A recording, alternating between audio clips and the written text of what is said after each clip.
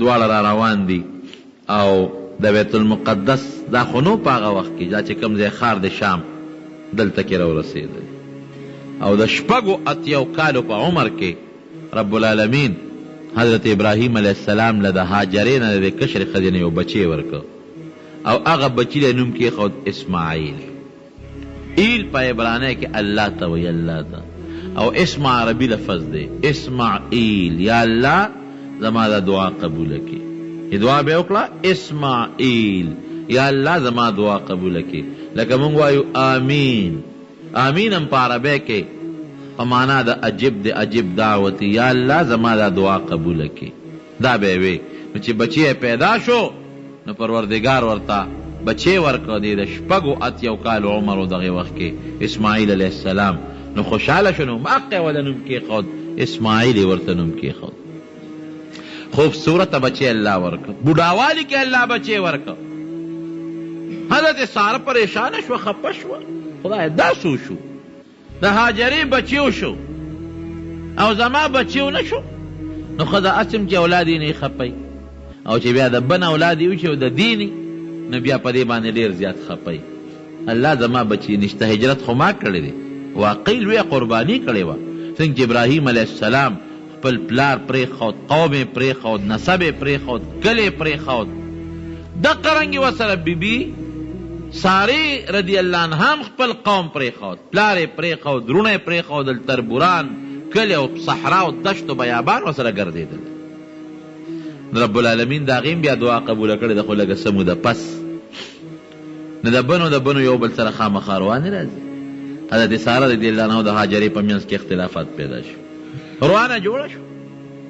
اوس دا په ابراهیم علیه السلام باندې بل امتحان اوس د الله طرف نه راځي او په دې امتحان پسې د الله ډېرې مهربانۍ دي، شاته پټې خو لا چاته ښکاري نه. بل امتحان پې راغی، دواړو ښځو منځ کې روانه شوه. دې حده پورې روانې راورسېده چې سارې رضی الله عنها قسم وخوړه چې یا به دا دلته یا به زه دلته یم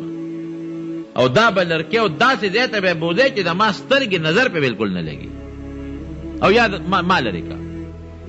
ابراهیم علیه السلام چې سوچ کو خدای دا په بل امتحان کې واچولی شو. مخکې د نمرود امتحان، د پلار امتحان او د قومو، بیا ورپسې د مصر د بادشاه امتحان راغی، هغې کې خدای الله کامیاب کړم. دا اوس ورپسې بل امتحان، الله دې کې به څه کوم. ساره هم نشم پرېښودی ځکه قرباني کړې ده، قوم او وطن او وروڼه ورسې پرېښي دي او دشت و بیابان صحرا کې را سره پیاده سفرونه وکړل او هاجر هم نشم پرېښودی. د دې غریب هم څه غلطي نشته، ماشوم بچی دی ورسره اسماعیل دی، دې سره څه وکړم؟ فوراً د پیغمبر کار دلته ښي چې الله سره یې رابطوي. فوراً یې رب العالمین سره رابطه وکړه، یا الله څه وکړم؟ وی ساره مه خفه کوه، دا هاجره په یو اوښ سوره که، بچی مو سره واله، ته مو سره په هغه اوښ سور شه او دا اوښ روان که چې کم ځای کې دا اوښ سم لاست او بیا نه پاسېد هلته یې کوزه که، هلته یې پرېږده، ته ترې راځه. خو چې اوښ کم ځای سم لاست او بیا نه پاسي، بس هملته کې دا بچي سره دا بیبي دې کوزه که او ته ترې راځه. دی خیال و چې زه خو داسې یو میل لرې بی نو یو 2 میله لرې بی، یو فرلانګ لرې بی. الله څه ځان سره والم، اوبه هم ځان سره والو، یو تیلی کې په یو ګوتی کې ځان سره ستوان او کجوري مجوري سامان هم والم. یو ګوتی ډکه کړه، اوبه کې یو بتکې د اوبو ډک کړه او په اوښ 3 واړه سواره شو، ښځه او خاوند، ماشوم بچی روان شو. اوښ روان دی روان دی روان دی، هغه شام نه رب العالمین هغه اوښ مکې مکرمې ته راورسو. د شپو نه د میاشتو مزلې پکې تېرې شو،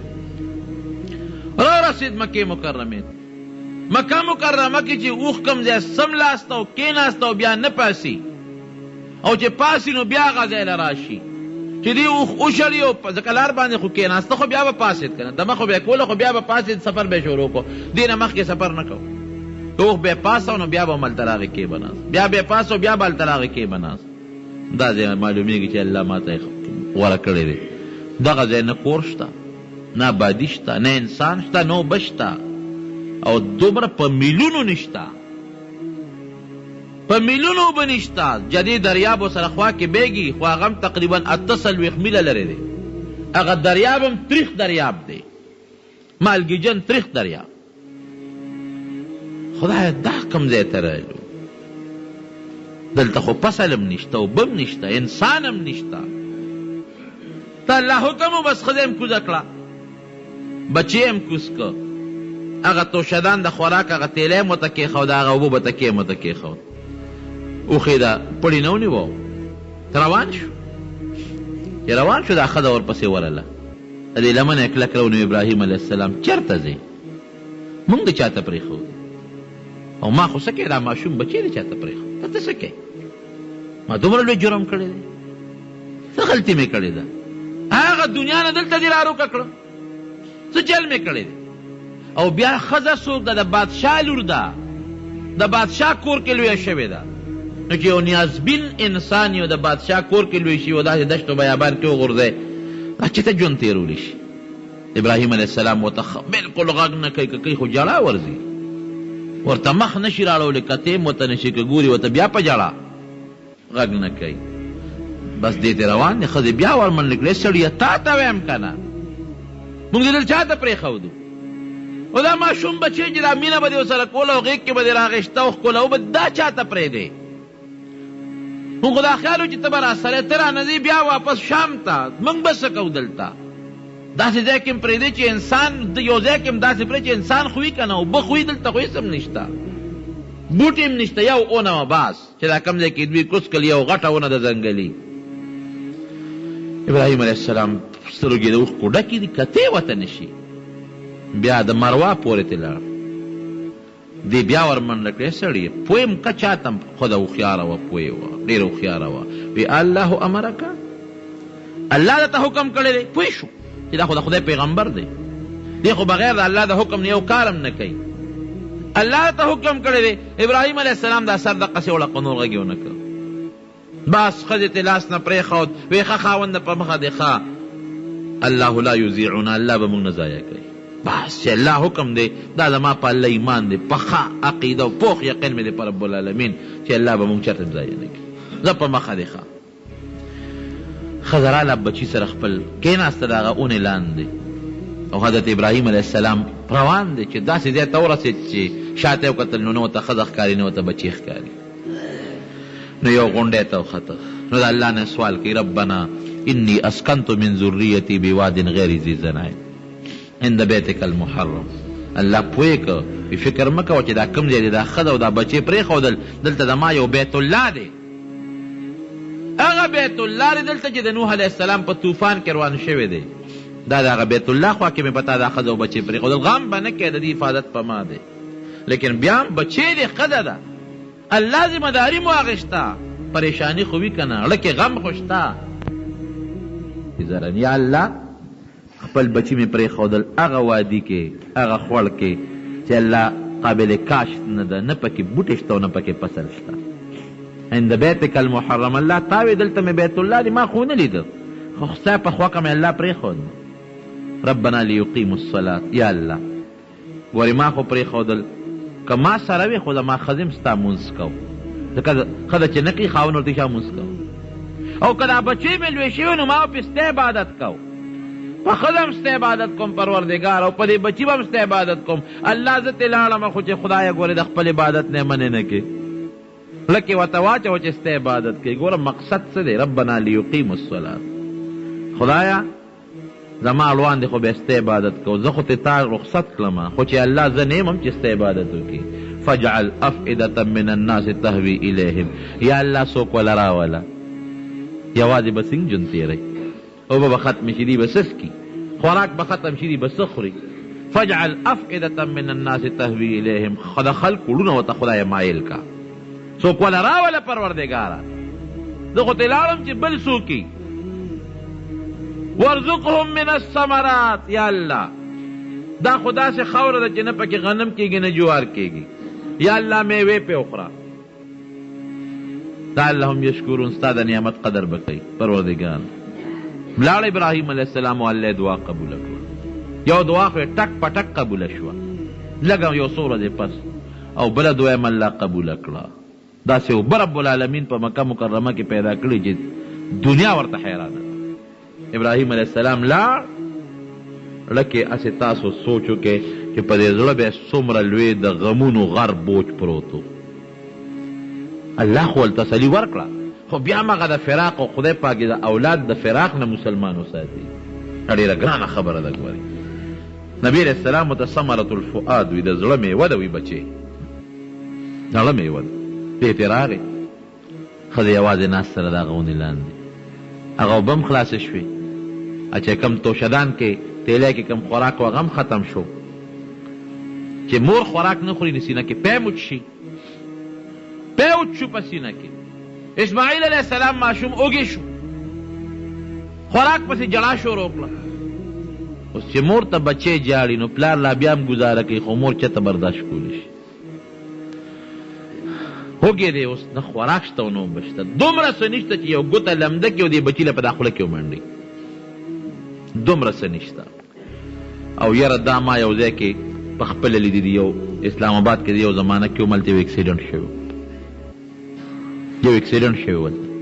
یو ډېر خطرناک اکسیډنټ شوی. یو ګډ ټریلر و، یو سوزکې والی و، هغه سوزکې لاندې یو کډې ته غورځولی و، هغه ټریلر ډک و د باجرې، هغه پې د پاسه ورغورځېدلی و. مونږ ورلو هغې کې چې څومره انسانان وو، 1200 که 1100 که 1100 ټول مړو، یو هم بچ نو. یو شی پکې ما ولیده، اوس هم چې رایاد شي نو مې ډېر زیات خفه شي. هغه سوزکي نه هغه شهیدان او هغه مړي راویستل، ناسوزکي کې مخکې یو زنانه ناسته وه، سره ماشوم بچی و، او ډرایور هم مړو، زنانه مړه وه، بچی هم مړو. خو چې کله یې اوچت کړه او راویې ویستله، ته یقین وکړه هغه ماشوم بچی د مور ځان ته رانږدې کړی او خپله ژبه یې د هغه په خوله کې منډلې وه، په داسې حالت کې دې سوتې وه. ما وی دا بچی دلته اوس چغې به اوبو پسې والي، زنکدن هغه سخته کې بنده تږي کېږي، دې تږي شوی دی، مور بل څه نه موني نو خپله لمده ژبه یې وله په دا خوله کې ایښودې ده،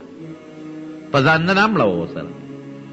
نو چې بچی بیا مور ته جاړي او د مرګ چغې نو مور چېرته برداشت کولی شي. اسماعیل علیه السلام چغې وایي ورته، اوږې دی، تږې دی، دومره لوندوالي نشته چې ګوته لمده کړي او په خوله کې وله ورکړي. راپاڅېده، یا الله اوس دې بچي سره څه وکړو. راله صفا غونډی ده ورته مخامخ، غټ جبل ابي قبیس دی، هغې ته خو نه شي غتی. صفا دې غونډی ته ګورم مکه داسې نږدې څه وکړي، په لاره چې ته قافله تېرېږي لږې اوبه ته وغواړم. یا غونډی ته ور وختې څوک نشته. نو روانه شوه مخامخ بله غونډی د مروال ته روانه شوه. نو چې په کوم ځای کې ورته بچی ښکاري نو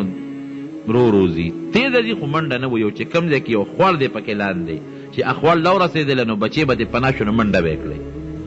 مروا ته ورسېدل، یو خوا بل خوا ګوري که چې ته قافلې والې چې لږې اوبه تې وغواړم، هلته څه نشته. بیا صفاله، بیا مرواله، اووه چکره یې ووالې. اوس هم حاجیان صاحبان چې عمرې له لاړ شي یا حج له لاړ شي، صفا غونډی په دې منځ کې اووه چکرې وایي. نبي علیه السلام فرمایي دا د بې هاجرۍ سنت او طریقه ده. تر قیامته پورې رب العالمین هغه د هاجرې هغه منډې د الله خوښې شوې، منډې د اوبو په تکل کې او د قافلې په تکل کې منډې والې الله ته هغه ادا خوښه شوه، مزېداره شوه. تر قیامته پورې در باندې لازمه که چې کم سړی 1,00,000 روپۍ ولګوي، 1,50,000 روپۍ ولګوي او پیاده سفر وکړي تر بیت الله پورې، خو چې د هاجرې په هغه طریقه هغه منډې ونه وایي نو حج به نه قبلېږي. هغه دا د الله خوښه شوه. مروا ته چې ورسېدله بچي جړه ختمه شوه، جړه نشته بلکل. چې ویې کتل یو مارغه د پاوا کې تاویږي را تاویږي، په چغو شوه یا الله بچی مې مړ شو، جړی ختمه شو. او مارغه خو ال راځي چې زما بچی مړ دی، هغه ته غوښه ښکاري او مارغه وله راغلی دی، په منډه سرګردانې را په منډه شوه را روانه ده. چې راله ګوري نو یو سړی ناست دی، او چې اسماعیل علیه السلام خپې وی هلته اوبه پیدا شوي دي، هغه سړی په لپه باندې اوبه رالي او اسماعیل علیه السلام له په خوله کې اچوي، حضرت جبریل علیه السلام الله راوستی دی. هغه اوبه چې له خوله کې اچوي د جړا ورسره غلې ده، خو چې دا راله سړی غیب شو، را منډه یې کړې. سړیه څه شوې، ته څوک یې؟ چې ویې کتل اوبه پرتې دي، زر زر یې پکې ګوتې ووالې چې لږ غوندې دغه ته جوړ شي، داسې ډنډ غوندې ته جوړ شي، اوبه په خوټ کېدو وې، زر زر یې ورته غاړه راته وکړه. نبی کریم صلی الله علیه وسلم فرم او زم زم زم زم زم مانا بند شه بند شه بند شه اوبو، لږې اوبه داسې نه داره نه په دې بیابان کې خوري نه شي، نبی علیہ السلام مبارک فرمائی الله دې د اسماعیل علیہ السلام په مور باندې رحم وکړي که دې اوبو ته دا بندی نه وی اچولی دې د زمزم اوبو به د مشرق نه مغربه پورې دا دنیا سیراب کړې وه هغې غریبې سره خو د خپل بچي غم و سودا وه هغه د زمزم اوبه الله پیدا کړی په لاره باندې یو قبیله تله جرهم قبیله همیشه به په دې لاره تلل د یمن نه را روان دي چې ویې کتل دلته مارغان تاویږي را تاویږي قبیلې والا یو قافلې والا یو بل ته وایي چې یاره مارغان خو هغه ځای کې چې کوم ځای اوبه دې باندې خو همیشه مونږ تېرېږو دلته خو چېرته مونږ اوبه نه دي لیدلې په میاشتو په مزل هم دلته اوبه نشته یاره دا حیوانات چې تاویږي را تاویږي نو معلومیږي دا چې چېرته چینه دلته پیدا شوې ده وګورئ قافلې خو پیاده روان یو ځای کې دمه به یې کوله چې وګرځېدل دلته یو څو کسه رالل چې ویې کتل اوس حضرت هاجره رضی الله عنها د بچی دی ورسره څه کوې تر ویې ګورې مه راځئ ماله او که راځئ ګورې د اوبو له به ګوتې نه وړی هغې قافله ټوله راوستوې دلته یو ښځه راوسره ماشوم دی اوبه دي ورسره چې هغې رال قدرتي رب العالمین د هغې ماشوم سره مینه پیدا کړو دا خو د الله کار وی یاره مونږ د سره دلته دیره کېږو وی زه به هم پرېږدمه دیره شی خو ګورې اوبو کې به ستاسو کار نی که سکی سکی دی خو کوی به ګورې زمئ وی ډېره ښه د کوی دستئ مونږ په کوی څه کوو خو چې ته ته اوبه سکوله راکې بلکل ته اوبه سکوله وړی هغه قبیله ولا الله راوستله جرهم قبیله هغه ورسره آباده شوه په مقه ځای کې ځان له کورونه جوړ کړل بیبي هاجرې هم ځان له کور جوړ کړ او ابراهیم علیه السلام به کله کله خپل بچي له چکر و یو ورځ راځه بچي په غېږ کېله بیا کال پس راځه 6 میاشتې پس راځه 2 کاله پس راځه د خپل بچي حالت یې معلومول 14 کاله ته بچي ورسېد د 14 کالو شو د 14 کالو ماشوم نابالغه خو منډې تړلی وی دا میاشت را چې کومه د ذوالحجې میاشت د دې اتمه شپه را ابراهیم علیه السلام خوب ولید چې خوب یې ولید الله ورته په خوب کې حکم کوي اوس بل امتحان راغی هغه د دې نه سخت د اور نه دا هغه دا بل امتحان سخت چې ښځه بادشاه نیسي ځکه د انسان دپاره غټه بېعزتي ده د هغې نه دا بل سخت چې بچي او ښځه دشتو بیابان کې پرېږده اوس د هغې نه سخت امتحان راغی الله ورته خوب کې حکم وکړه دا بچی دی حلال کا الله اکبر که څوک درته وایي چې د بچي نه دا ګوته پرې که پرې به یې سوال نه پیدا کېږي پرې به که درته وایي چې د بچي نه معمولي غوندې په دې چاکوپي یو کرښه راکاږه ډاکټر خپل بچي له ستن نشي ویلی پردي له بوی خپل له نشي ویلی وایي دا بچی دی حلال کا او اسماعیل هلته ولا خدای بل بچی مور که بیبي اسماعیل هم خدای خوشحاله کړه 3 کاله د نه کشر حضرت اسحاق علیه السلام هغې له خدای پاک ورکړه هم خوشحاله شو چې خوب یې ولید زړه کې پریشاني راله خوب د پیغمبر وحي وي رښتیا سوچ کوي چې یاره دا څنګه چل به وکړم کله وکړم په کومه طریقه وکړم ورپسې بیا د عرفې په شپې بیا خوب ولید ته ما بېګانه وویلې بچی دی حلال ښه الله الله په 3 شپې بیا خوب ولید راغی بچي ته کېناست چې بچي ته کېناسته ښځې ته وایي ښځې زه ځم داسې ځنګل ته وځم یو قرباني کوم بچی حلالولم قرباني دی بچي ته وایي بچی دی چې دوی لکه قرباني وکړو ښځه لاړ شه چاړې ځان سره واغېسته د بیبي دا خیال و چې ته ګډ مډ باللی پړی ځان سره واغېسته بچي ته وایي راځه بچی چې ځو د غر نه هغې غاړه د قوم نه یې لرې کوي چې دلته څوک فریاد وونري څوک راپسې را نه شي چغې ونه وایي د الله حکم کې ناراستی را نه شي مینا ته ورسو دلته کې شیطان راغی بیبي هاجرې له تا ته پته لګي بیبي خاوند دې څه شو او زوی دې څه شو وی لاړل قرباني کوي ای د خدای ساده ښځې قرباني کوي که ستا زوی لالی بویه ته چاړی بوت یوړو ورسره هغه پړی م یوړو زوی دی لالی وی پلار بچه ته زوی لال کی بے وقوفه شیطان د انسان په شکل کې راغلی پلار بچه ته زوی لال کی وی ستا خاون خو چې ما ته الله ویلی دی وی چې الله ورته ویلی دی یو زر دله دی لال کی الله حکم د الله بچی دی هغه هم د الله دی بچی هم د الله چې وی ډېره ښه مایوسه شو راغ ابراهیم علیه السلام د انسان په شکل بابا یو خبره درته کوم اسماعیل علیہ السلام اوس ولاړ دی دې خوا راشه ځان لیک ویله ته څه کوې دا بچی لالی وی یو ویله دې نه وبال د ګناه نه خبره چې بچی څوک لالی خو شیطان ورته وی ما ته الله ویلي دي ګوره مه کوه قابیل چې دی نو هغه خپل ورور مړ کړ تا ته پته ده نو څومره د خدای قهر او غضب پرې راغی نو ته خپل بچی لالی د خدای په قهر باخته چې الله به در باندې قهر نازل کړي ابراهیم علیه السلام ورته وی قابیل کرور مړ کړی و نو د خپل خواهش دپاره او د ښځې دپاره یې مړ کړی و ځکه زوی لالوم د الله د رضا دپاره یې لالوم لرې شه خبیثه ګوره سوچ پې وکړې ما پې سوچ کړی دی راغ اسماعیل علیه السلام بچی څه دی خیال دی پلار دې کم خوا راوستی قرباني کوي تا لالی پلار بچه ته زوی لال کي وایي ستا پلار خو چې ما ته خدای ویلی دی وایي چې خدای ورته ویلی نو زما غاړه دغه ذلیل شو کاڼي راواغېستل او په هغه شیطان یې غزارونه وکړل چې خدای دې بې خو باسه ځه اوس هغه ادم د الله خوښه شوه نن چې حاجیان مینا ته لاړ شي بل ورځ به ځي حاجیان نو د هغه ځای باندې درې غټ غټ سلي ولاړ دي نو چې څومره په لکونو حاجیان دي نو کاڼي د مزدلفې نه راوړي هغه شیطان په وو تیږو 3 ورځې ونیو میدان ته یې راوست بچې یا بنی انی ارا فی المنام انی اذبحک فانظر ماذا ترى ما 3 شپې خوب ولید بچې الله ما ته حکم کوي چې دا بچې دی لال څه دی خیال دی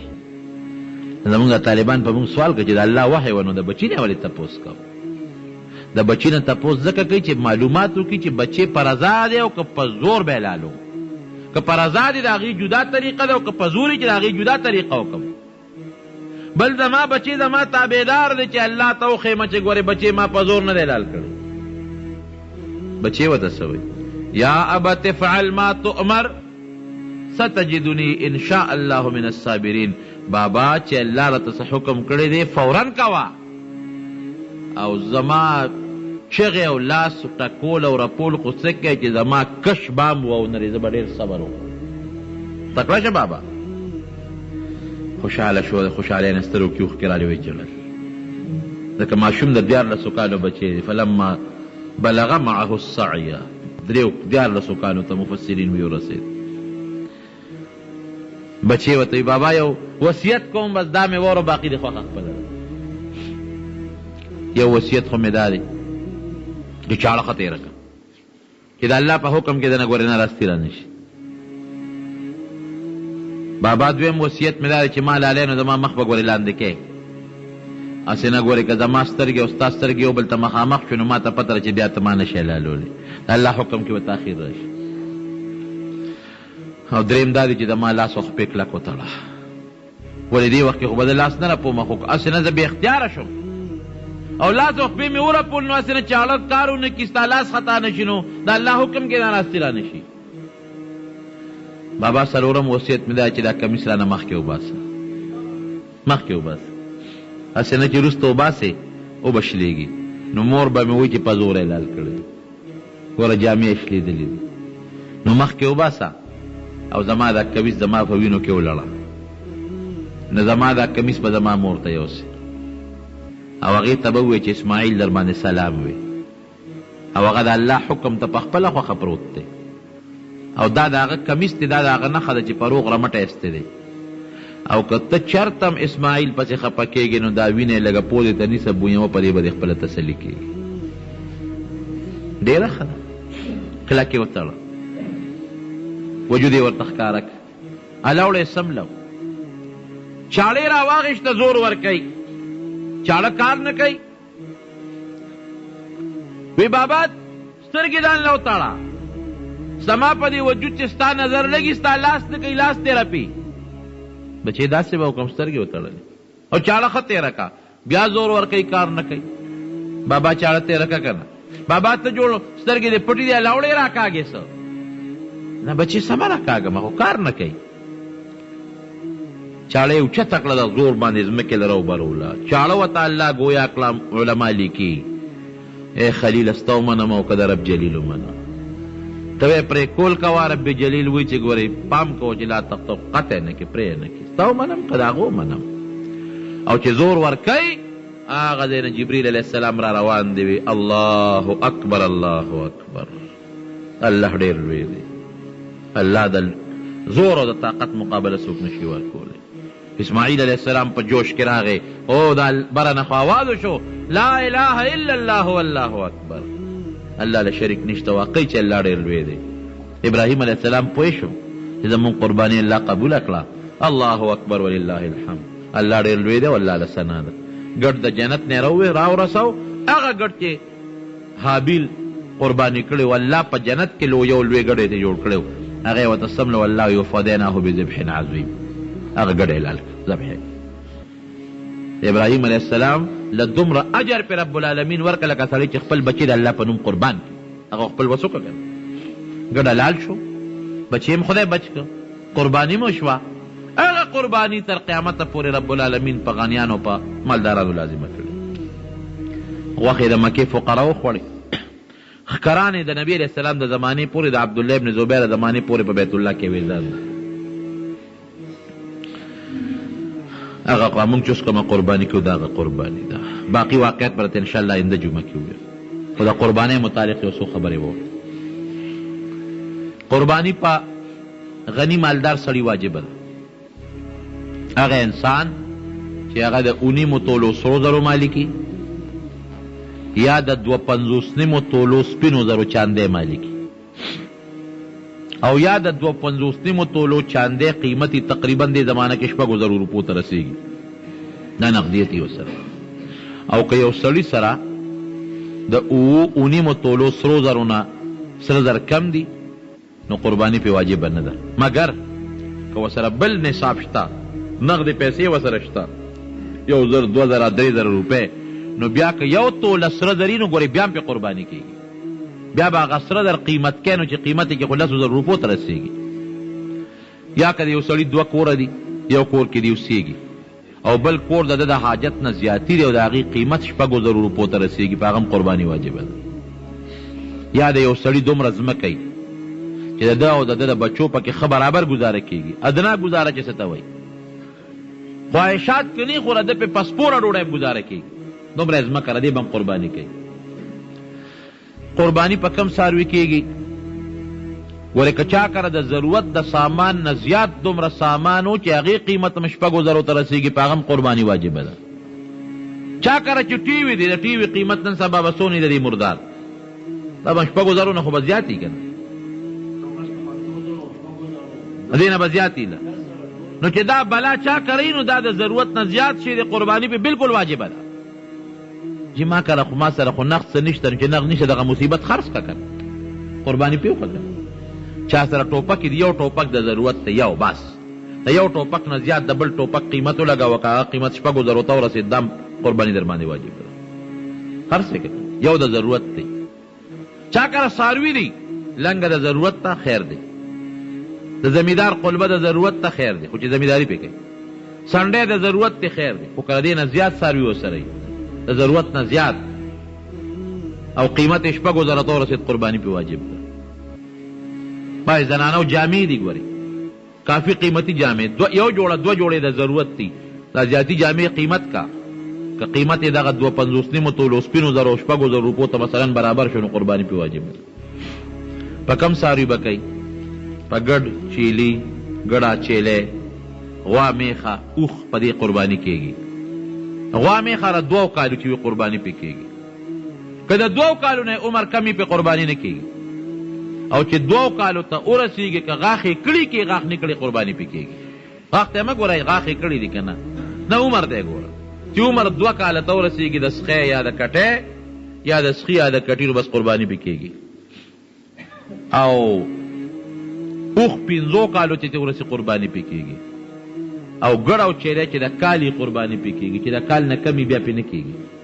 علما لیکي چې لمور ګډ، حدیث کې دغسې دی، لمور ګډ، لم والا ګډ چې هغه د 6 میاشتو وي، خو یاره سروبي چې په کال د کال په سترګو ورته ګورې د کال په نظر راځي، د لمور ګډ بیا به د 6 میاشتو په هغې کېږي. او چې لمور ګډ نه یا ټپي نو بیا په ګډه چیلی کې 1 کال عمر شرط دی. کې به کله قرباني وخت یې څه دی؟ وخت یې د اختر د ورځې نه شروع کېږي تر د اختر د 3مې ورځې د نور پرېوتو پورې، خو چې کوم ځای کې د اختر منځ کېږي لکه خاریه کې د اختر د مانځه نه مخکې قرباني بلکل نه رسوي، یو صحابي کړې وه، نبی علیہ السلام مبارک ورته دوباره وکړه، وایي ستا هغه قرباني خو هسې غوښې دې وکړلې نو د اختر د مانځه نه پس به قرباني کې، او چې کوم دی د اختر مونځ نه کېږي لکه بانډو میرو کې، نو هلته د اختر د مانځه نه مخکې هم قرباني کولی شي.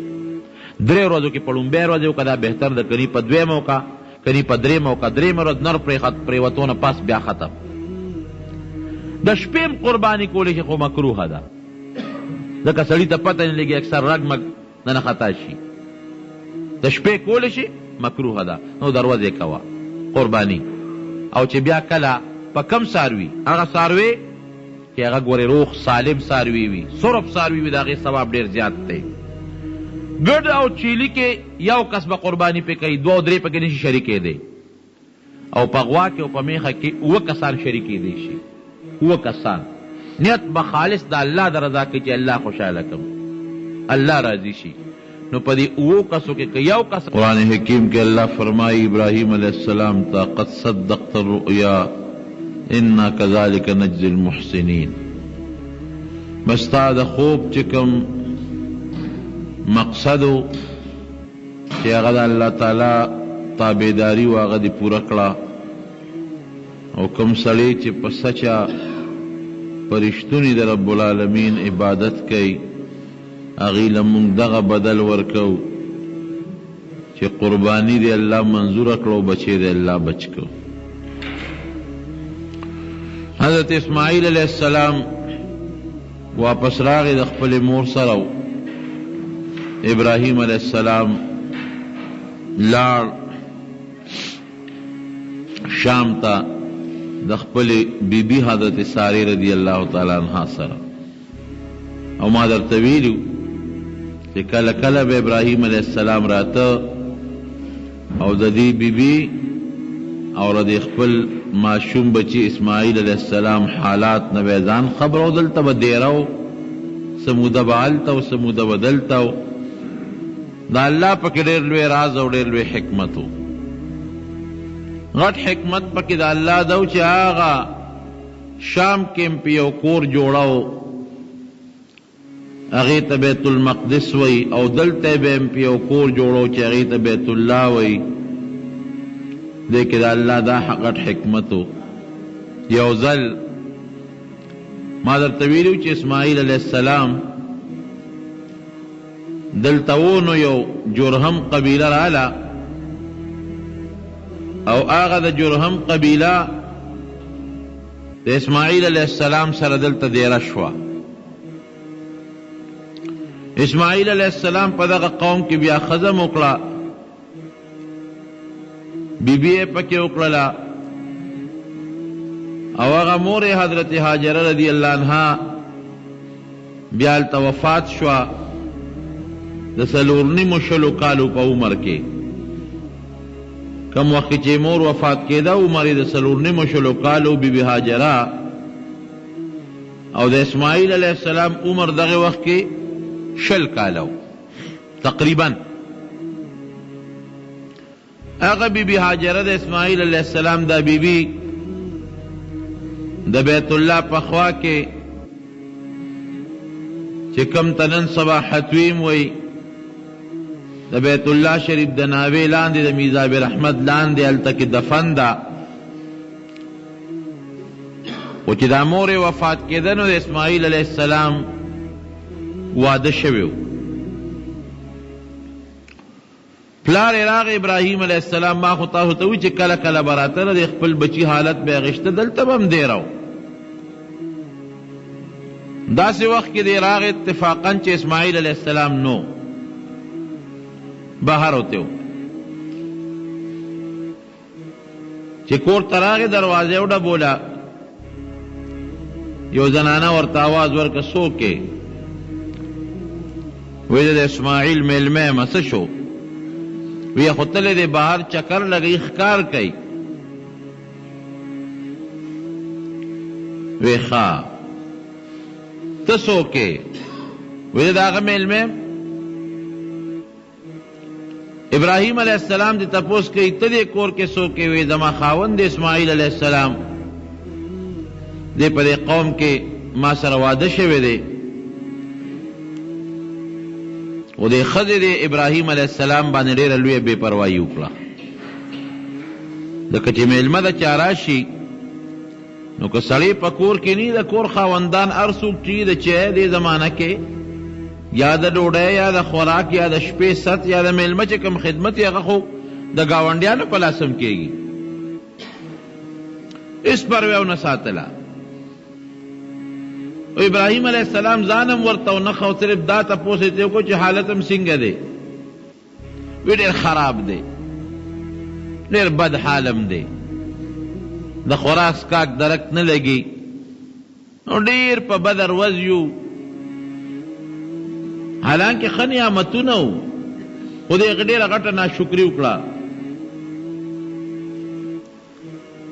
ابراهیم علیه السلام ورته دا یو ټکي وویل نورې خبرې پرېږده، خو چې خاوند دې راشي نو ورته ووایه چې د دروازې لا چوکاټ دې بدل کړه، نورې خبرې پرېږده. څه موده یې تېره کړه ځکه دغه دی خو بیت الله و. هغه ته پته وه ابراهیم علیه السلام ته چې دلته کې د الله یو کور دی، د هغې بنیادونه دي چې کله ته دعا کړې و که نه ربنا اسکنت من ذریتی بواد غیر ذی زرع عند بیتک المحرم. الله ما د خپل بچی د هغه عزتمن کور خوا کې پرېښودل. علما لیکي چې ابراهیم علیه السلام ته الله ښوولې وه چې دلته یو کور دی، اگر چې اوس وران شوی دی آبادي نشته یو کور شته. نو دیره اوسه موده هلته کې او اسماعیل علیه السلام رانغې واپس لاړ شام ته. څه موده پس بیا راغی ابراهیم علیه السلام د خپل بچي د ملاقات لپاره چې راغی، خو چې ابراهیم علیه السلام لاړ نو اسماعیل علیه السلام راغی. ښځې نه تپوس وکړه ښه دی؟ څوک میلمه خو نو راغلی،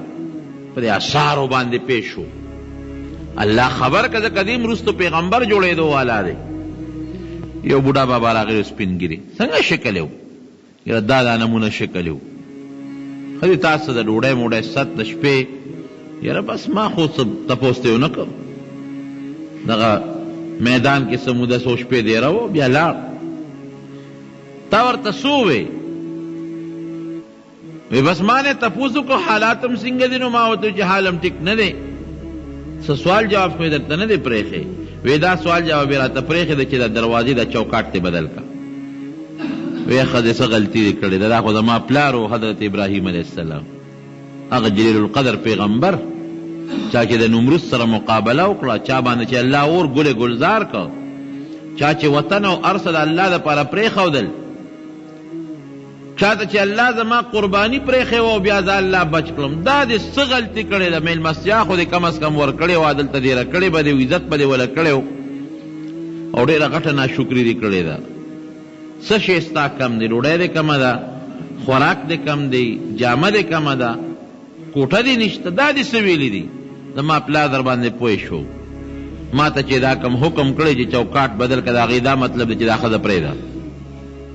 په زما د پلار حکم دی، زما پلار پیغمبر دی، زه د نن نه ما ته پرېښودې، تا ځان سره نوره نه ساتم. علما دلته معلوموي یو څو خبرې، یو څو مسلې دې نه معلوموي.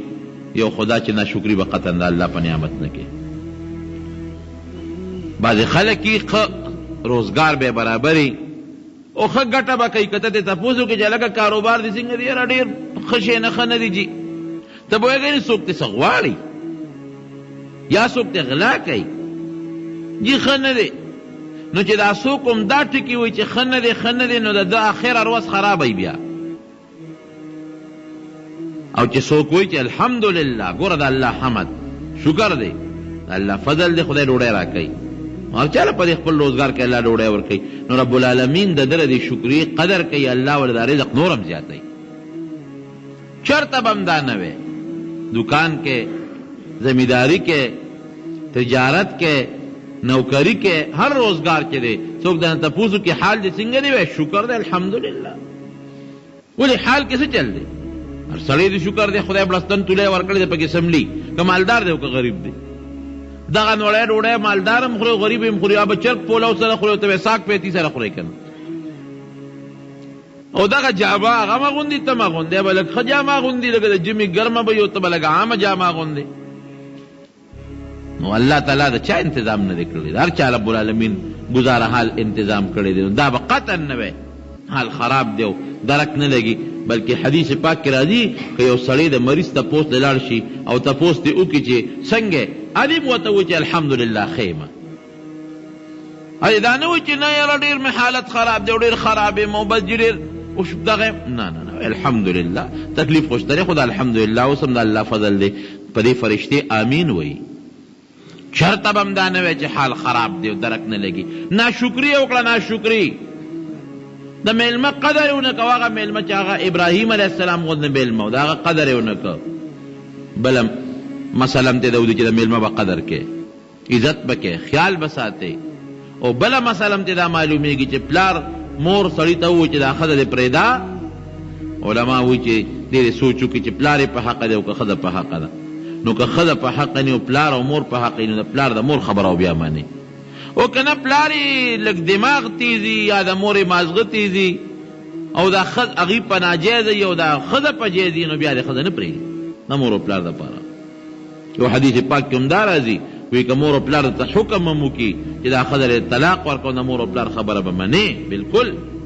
لیکن محدثین د حدیث شرحه کې بیا لیکي چې دا چونکې هغه مور او پلار مراد دي چې هغوی په حقه او نقصان د ښځې وي او د دې مور او پلار او د دې ښځې منځ کې ګزاره نه کېږي. او که دا ښځه ساتي نو دا بچی د مور او پلار نه عاق کېږي، نافرمان کېږي د دې ښځې د وجې نه.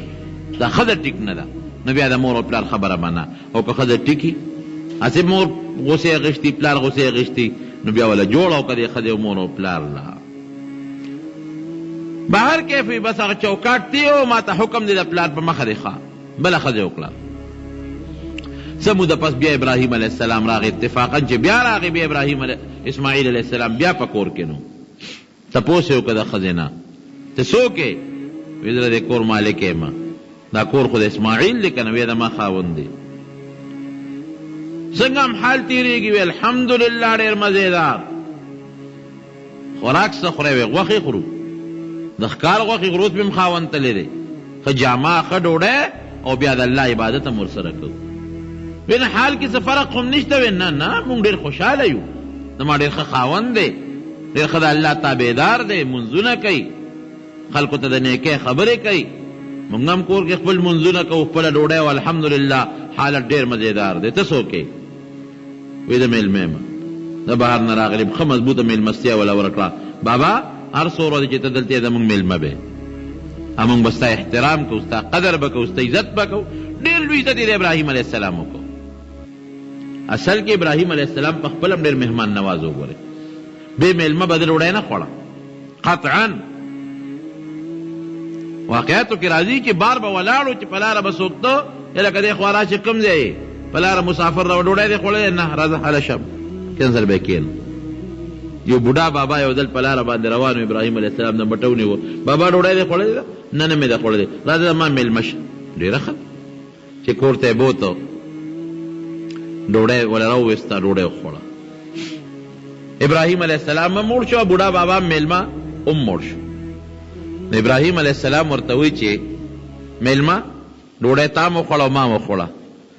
د هغې الله شکریه اوس ادا کا چې کوم الله مونږ له دا رزق راکه ډوډۍ راله راکړه. هغه الله چې وحده لا شریک له یا و دې شریک وله نشته. د هغه شکریه ادا کا. پکار هم دا ده چې ډوډۍ سړی وخوري که نه الحمدلله دې ووایي. د الله ثنا دی ادا کړي، صفت د الله دې وکړي. بوډا غوسه شو. وی کم خدای کم الله چې یو دی مونږ له رزق راکړی دی د هغه شکریه ادا کړم. ابراهیم علیه السلام ورته وی او وی زه خو یو خدای نه منم دا وحده لا شریک. دا څوک دی؟ زما خو په کور کې ما ځان له یو معبود ساتلی دی، یو خدای او زه د هغه عبادت کوم.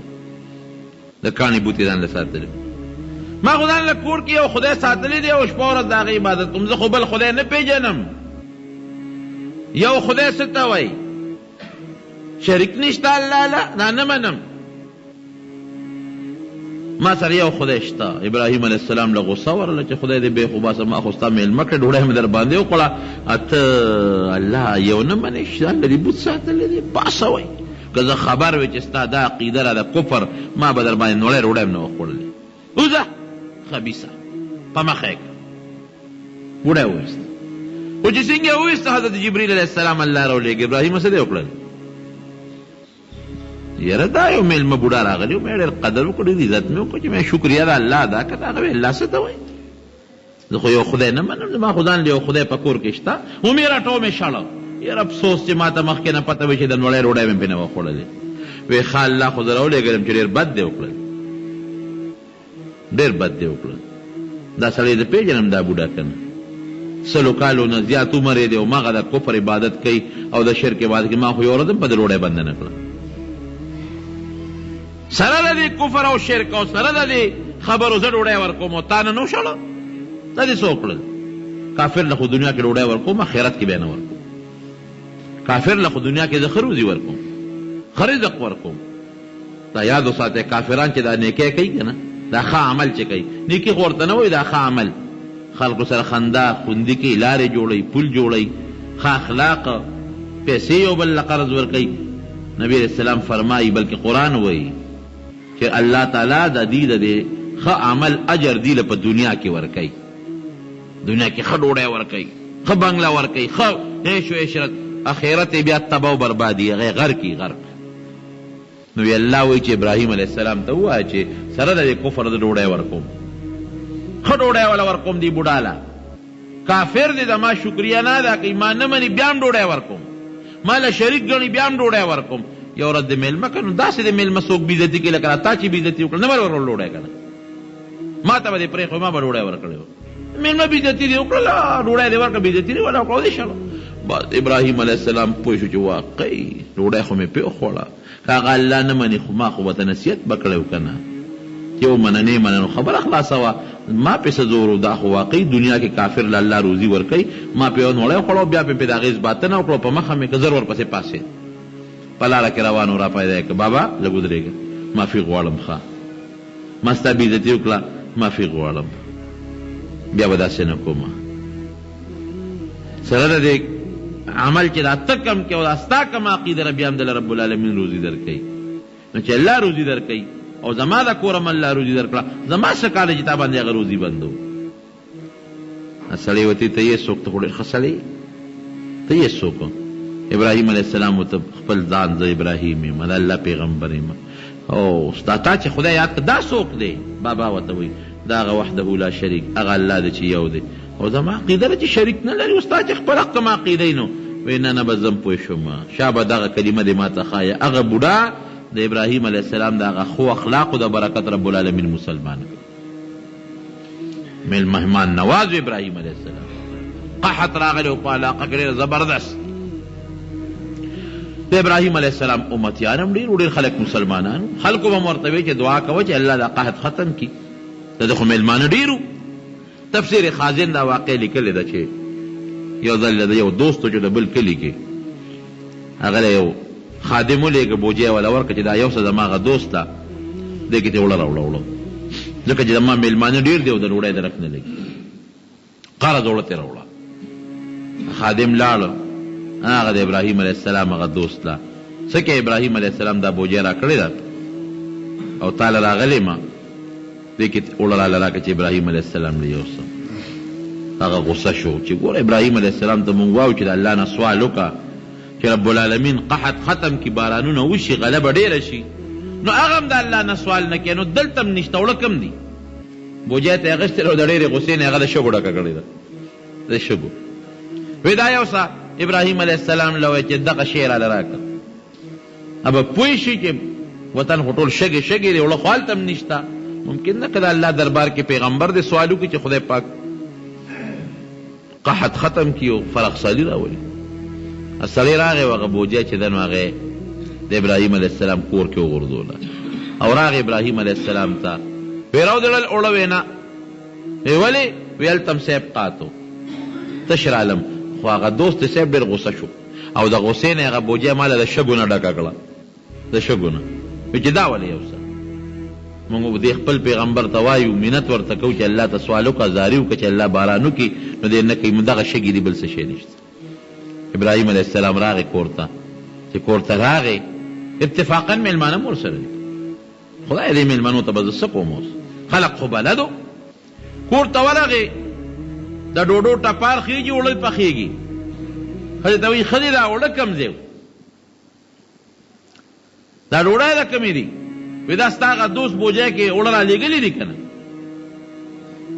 کم یو دوست سار تا هغه سړی وله نو لېږلی وی کم د بوجۍ وی دغه څه اوړه مې دې پاخه کړل او څه دا دې پراته چې بوجۍ وکړه د اوړو ډکه الله اکبر الله ذاته ګوره د میلمه دا میلمستیا خو دا رزق خو یره واقعي دا روزي رسان څوک دی نه الله دی شګې وله خدای ګوره په اوړو بدلې کړي وی دا ستا هغه دوست وی نه ښځې دا زما هغې دوست نه دی را لېږلی هغې خلیل عربی کې خلیل دوست ته وایي دا زما هغه بل خلیل ذات را لېږلی دی هغه خو شګې را لېږلی وي دا ما له خدای هغه شګې په اوړو بدلې کړي دي میلمه باندې چې ډوډۍ وخورې دا رزق وله تا ورنه که دا وله الله ورکه دا رزق یې تا سره لیکلی او ستا ردې درستخانه ستا د شکور دا ډوډۍ هغه چې وخوړه دا الله لیکلی وه ستا دا سمسی خوروا او دا نوړی غوښه دا رب العالمین لیکلی وه چې دا به هم دا میلمه خوري ابراهیم علیه السلام خو مهمان نوازه نو ډېر زیات خوشحاله شو چې او ګور مې هم ډېره مهمان نوازه ده او زمې ډېر قدر وکړو زمې ډېر عزت وکړو بلکې راځي په احادیثو کې بابا ته لږ خفه کېږه مه زه دا سر دی ته لږ غوندې ووینځم او بیا ورله ګرمې کړو د ابراهیم علیه السلام بیا ویښته ووینځل پېژنې نه چې دا مسخر دی دا خو څوک مشر دی بابا به نو میلمه دی نو خوشبویي به پورې کړله بابا دا څادر دې راکړه چې دا درله پاک کم ووینځم ډېر خوشحاله شو وی به داسې کار دی چې خاوند دې راشي نو ورته وایه چې دا چوکاټ دې برقرار وساته دا مه بدلوه ښه دی لاړو چې دی کې ابراهیم اسماعیل علیه السلام راغی ښځې څه اپوی شو بوی پې ولګېد خوشبویي څوک مېلمه خو نو راغلی یو بابا راغلی و ډېر ښه سړی و څنګه نمونه سړی وی دا نمونه سړی و تا ته څه ووې تا ورته څه ووې بس وي ما نه د تپوس د حالات وکړو ما ورته وویل چې حال الحمدلله ډېر ښه دی ډېر خوشحاله یو غوښې خورو او ښه شکر دی هر څه شته او بیا مې وله سر ووینځه او جامې مې ورله خشته ووینځلې خوشبویي مې ورته پورې کړه چې څو ورځې دلته میلمه و مې ډېر عزت او قدر وکړه تا ته یې څه ووې بیا وی چې ته نو ما ته یې بیا ووایي چې خاوند ته دې ووایه چې دا چوکاټ برقرار وساته دا چوکاټ مه بدلوه وی ښه ښځې دا زما پلار و ابراهیم علیه السلام خلکو پېژنده چې دا څوک دی او څوک نه دی دا زما پلار او ته ډېر عزت وکړو ډېر قدر تا وله وکړو د نه ډېر زیات خوشحاله دی او دا چوکاټ دی ستا متعلق یې راته وایي چې دا چوکاټ دی برقرار ساته بدلوه ما مطلب دا چې دا ښځه ځان سره وساته د هغې ښځې نه الله ابراهیم اسماعیل علیه السلام له بله بچي هم ورکړل څه موده پس بیا ابراهیم علیه السلام راغی دا زوی اسماعیل علیه السلام ولاړ دی چې پلار یې ولید ور منډه یې کړې په تندي یو بل خپل کړ ورته غاړه ورته ځان ته یې رانږدې کړ بابا دوه ځله ته راغلی و زه نه ومه دې وخت کې د اسماعیل علیه السلام عمر 13 کاله دی بچې زه خو الله یو بلې خبرې در رالېږلې وایه بابا دلته د الله یو کور دی هغه جوړول غواړي ته امداد کې را سره بابا د خدای کور به څنګه امداد نه کوو بس ته به تیږې راوړې د دې غرونو نه زه به آبادي کومه چې د الله دا کور جوړ کړو قرآن حکیم کې الله فرمایي وإذ بوأنا لإبراهیم مکان البیت ځای ورته مونږ وښو برابره کور ته دا ځای دی دا هغه ځای دی چې د نوح علیه السلام په سیلاب کې روان شوی دی دلته جوړ کا نو بیت الله سی به جوړ کو هغه حجر اسود په جبل ابي قبیس کې الله امانت یې ښووله راوغورځو راویړه ورته ای پکې کېښوده نو چې کله بیت الله تیار شو نو دعا کوي اوس اسماعیل علیه السلام به خټه راوړله او کاڼي به یې راوړل ابراهیم علیه السلام په خپله ګلکاري کوله هغه یې لګول بیت الله مبارک جوړ شو اوس دعا کوي نو څه وایي وإذ يرفع إبراهيم القواعد من البيت وإسماعيل دا کار یې کو نو دا دعا یې کوله خو علما وایي چې دا کله فارغ شو دعا کړې ده ربنا تقبل منا انك انت السميع العليم یا الله د عبادت زمون قبول کړي خدایا توریدونکي ذات او زمون په حال خبردار ابراهیم علیه السلام لومبه دا سوال وکړو عبادت نه پس اسماعیل علیه السلام په آمین وای د دواړو هغه دعا او د اسماعیل هم آمین ته الله دعا وای یا الله د عبادت هم قبول کړي لا ول خدا دعا کوي بیا سوی دا نه وایي چې مال دولت راکو پیسه راکا نه ربنا وجعلنا مسلمین لك ومن ذریتنا امة مسلمة لك وارنا مناسکنا انك انت التواب الرحیم یا الله مونږ د ځان تابعدار جوړ کړه تابعدار پروردگار چار وخته تابعدار او پروردگار زمونږ په بچو کې هم داسې یو ډله پیدا کړه چې هغه ستا هر وخت تابعدار وي یا الله مونږ ته د عبادت چلو خایا ډېر زور اور ذات او د حکمت ذات ورپسې درېیمه دعا څه کوي ربنا وابعث فيهم رسولا منهم يتلو عليهم آياتك ويعلمهم الكتاب والحكمة ويزكيهم انك انت العزيز الحكيم الله زما په دې اولاد یو پیغمبرم پیدا کړ ځکه سبا نیم اسماعیل علیه السلام نی نو دا قیدره چې سموده پس دا خلق بیا ګمراهان کېږي د پیغمبر خبره تېرې شي نو بل پیغمبر وله راولېږه داسې پیغمبر چې ستا ورستا کتاب ورته ښیي د حکمت خبرې ورته ښیي د ګناه او د کفر نه پاک کي نبی علیہ السلام فرمایي د خپل نیکه ابراهیم علیہ السلام دعا مه چې دا الله قبول هغه دعا قبوله کړه تا دعا وکړله بیت الله جوړ شو اوس الله ورته وایي وی دې خلکو ته یو آواز وکړه واذن فی الناس بالحج یأتوک رجالا وعلى كل ضامر یأتین من كل فج عمیق پاسو دې جبل ابي قبیس ته ورسې ودرېږه آواز وکړه خلکو ته چې خلک حج له راځي الله خلقو ته څنګه آواز وکړم دا خو لږ خلک د بیت الله خوا کې دا جرهم قبیله ناسه دي ته به ووایم که نه وینا آواز وکړه ټولې دنیا ته به ستا آواز رسېږي الله دنیا ته وی دا به زه رسومه چې په دنیا کې څومره مخلوق دی او د میندو په ګېډو کې دي او روحونو کې دي ټولو روحونو ته د آواز رسوم دا په رسول په ما دي خو ته آواز وکړه آواز یې وکړه خلکو ته ای خلک حج له راځئ هغه آواز الله د انسانانو روحونو ته ورسو خلکو روحونو آواز کړی دی لبیک کم روح چې لبیک ویلی دی خو ځي به چا چې نه دی ویلی نه به ځي که چا دوه ځله ویلی دی درې ځله ویلی درې ځله به ځي هغه آواز الله ورسو دا د ابراهیم علیه السلام او اسماعیل علیه السلام په شریکه دا بیت الله جوړ کړ او هلته ول الله بل زوی ابراهیم علیه السلام له ورکړه اسحاق علیه السلام فرشتې راغلي د لوط علیه السلام قوم تباه کوي چې راغلي د ابراهیم علیه السلام وله دعوت ډېر خشته خیلال کړ چې هغوی ویسته فرشتو انسانانو په شکل کې وې ګوتې نه وروړي ابراهیم علیه السلام ویرېده ځکه چې دشمن به چا کره راغی نو خوراک پې نه خوړ وایي ښځې هغه مېلمانه خو ډوډۍ نه خوري معلومېږي دا چې د څه خطرناک غوندې مېلمانه دي بس فوراً هغې پوه شو وي مه یارېږه ابراهیمه انا رسول ربک موږ ستا د پروردګار استازي یو ارسلنا الی قوم د لوط علیه السلام قوم ته لېږلي شوي هلته ورځو هغه هلاکو قوم وله هلاکو قوم لوط علیه السلام به بچ کو او قوم وله هلاکو او دقه ځای کې وبشرناه باسحاق ابراهیم علیه السلام ته وایي چې ستا زوی به پیدا کېږي د دې بیبي سارې نه ځکه بیبي ساره خفه وه چې د هاجرې زوی و چې د مه ونه شو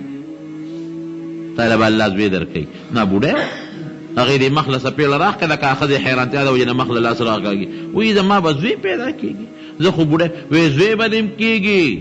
ومن وراء اسحاق یعقوب زوی به دې کېږي نوسې به دې کېږي ځه لکه مطلب دا چې دا نوسې کېږي خو زوی به دې په ماشوموالي کې نه مري بالغ کېږي به واده به هم کوي بچي به هم کېږي همغه څه شو الله وله اسحاق علیه السلام ورکړه هلته ورته الله حکم وکړه چې ښه یو کور خو تا و اسماعیل په مکه مکرمه کې جوړ کړو بل تا اسحاق دلته په دې شام کې جوړ کړی نو هلته کې ابراهیم علیه السلام د هغه خپل زوی سره ملګری شو او بیت المقدس یې جوړ کړو ورته الله حکمت شام کې په بیت المقدس جوړ کړو هغه بیت المقدس چې د پیغمبرانو ځمکه ده شام پیغمبرانو ځمکه او یا پیغمبران د بیت المقدس په خوا کې اوس هم ښخ دي چې نن د یهودو په قبضه کې دی اسماعیل علیه السلام دلته وفات شو د 146 کالو په عمر کې او د خپلې مور په خوا کې هماغه حتویم کې څوک وایي د بیت الله خوا کې بل ځای دی څوک وایي د حتویم کې دی هغه هم دفن شو قوم کې جرهم قبیله وه اصلي عرب هغوی مسلمانانو ډېره موده پکې صحیح اسلام و، بیا وروستو پکې څه لږ ډېر انقلابات راغلل. بهر کیف دا د الله ذوالجلال یو ډېر لوی عظیم جلیل القدر پیغمبر و ابراهیم علیه السلام، او ډېر لوی قربانی پرې راغلی. د پیغمبر زندگی ګوره د قربانونو ډکوي. پلار پاتې شو، مور پاتې شو د الله دپاره، وطن پاتې شو، زوی یې لاله هم د الله په نوم باندې، ښځه بیابان کې پرېږدمه د الله په نوم باندې، بچې بیابان کې پرېږدم د الله په نوم. سیله وله الله څومره ورکړه. نبی علیہ السلام ته چې کلم الله حکم کوي واتبع ملت ابراهیم حنیفا، ای پیغمبره د ابراهیم علیہ السلام د دین ګورې تابع شه. دا قوم دی د ابراهیم علیہ السلام د دین تابع کا. ابراهیم څوک و؟ الله په قرآن کې صفت کوي حنیفا، سوچه مسلمانو، په حق پابند مسلمان تیر شوی دی، الله صفت کوي. د اسماعیل علیہ السلام الله صفت کوي واذکر فی الکتاب اسماعیل. د اسماعیل علیہ السلام خبرم دی خلقو ته وکړه انه کان صادق الوعد وکان رسولا نبیا. رښتونی سړی اسماعیل علیہ السلام د الله رسولو استازی او د رب العالمین پیغمبر و جلیل القدر. نو دا مونږ چې قربانی کوو که نه، دا د دغه ابراهیم علیه السلام او د اسماعیل علیه السلام طریقه ده. دا قربانی تاسو به کړي الحمدلله. د اختر نن ورځ د قرباني به مو کړي، الله دې قبوله منظوره کړي. د غوښو متعلق ولې دا حکم دی د قربانی چې درې ځایه به یې کړي. یو دی په خپله وخوره، یو په فقراو وخوره، یو په رشتهدارانو باندې وخوره. خو که یو سړی دا مستحبه خبره ده، که داسې عامو غریبانانو له فقیرانو له ورکوي، میلمنو باندې خوري، نو هم صحیح د جواز یې شته دی. او د هغې نه علاوه نور مسایل چې کوم دي نو هغه خو مې درته تېره جمعه ویلي دي، باران هم دی، نو دا بیان به نن په دې اکتفا وکړو.